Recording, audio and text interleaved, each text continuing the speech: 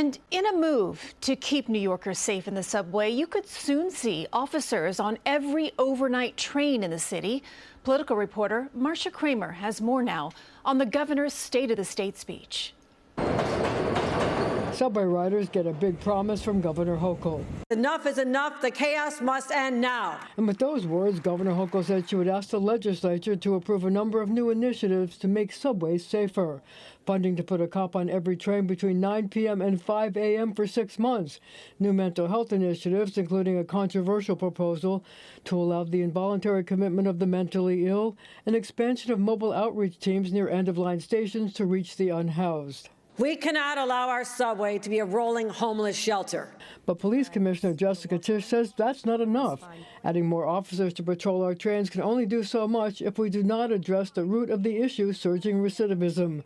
We must stop the revolving door of our criminal justice system that has allowed too many violent and repeat criminals back on our streets, the commissioner said. The governor also promising to spend money on safety upgrades, LED lights installed at all subway stations to increase visibility, new protective barriers installed on platforms in more than 100 stations, modernized fare and exit gates at more than 150 stations to crack down on fare evasion. The shameless toll evaders, fare evaders, will finally be stopped with modernized gates.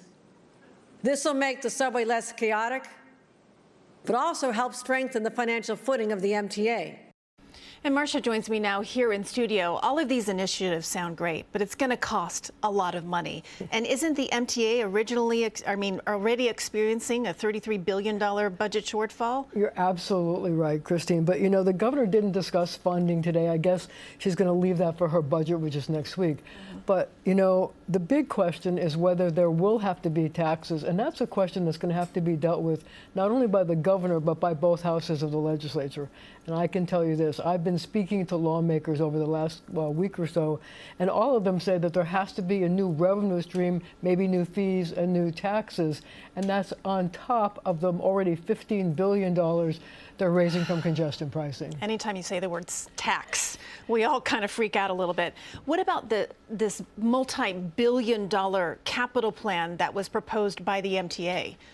Well, you know, it's a $69 billion capital plan, and all the governor said today was she supports it because it's important to modernize the transit system. But the problem is they don't know how to fund it.